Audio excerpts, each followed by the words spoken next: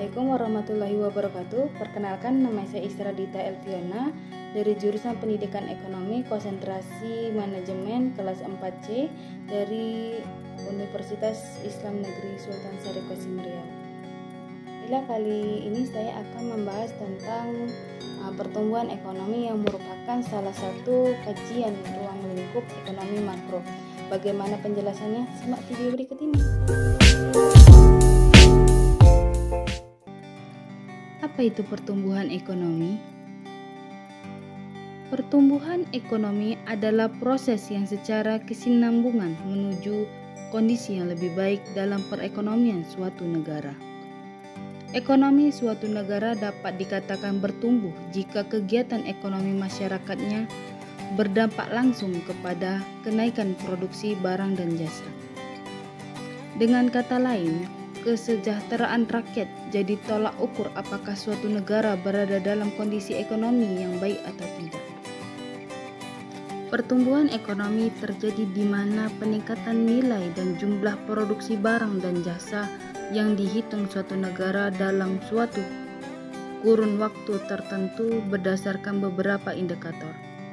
Adapun indikator tersebut seperti kenaikan pendapatan nasional, kenaikan pendapatan per kapita, jumlah tenaga kerja yang lebih besar dari jumlah pengangguran, serta berkurangnya tingkat kemiskinan.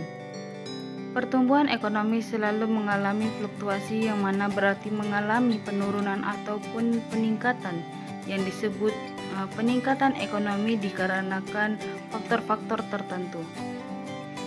Lalu kira-kira bagaimana pertumbuhan ekonomi di Indonesia setelah new normal? Berikut cuplikan beritanya. Beralih ke sorotan lain, Saudara, Badan Pusat Statistik Indonesia mencatat pertumbuhan ekonomi Indonesia kuartal pertama tahun ini mencapai 5,01% secara tahunan. Jika dibandingkan dengan kuartal 4 tahun 2021, pertumbuhan ekonomi kuartal 1 sepanjang Januari hingga Maret 2022 terkontraksi 0,96%. Aktivitas ekonomi terus menguat seiring dengan meningkatnya mobilitas masyarakat. Namun kondisi ketenagakerjaan belum pulih sepenuhnya karena masih banyak penduduk yang terdampak pandemi COVID-19.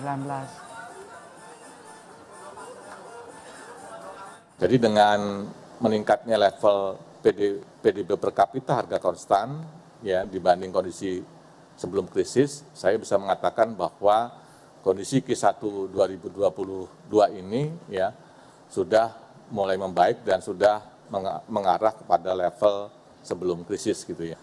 Dan ya kalau ekonomi sudah pulih tapi kondisi ketenagakerjaan belum seluruhnya pulih meskipun ada perbaikan.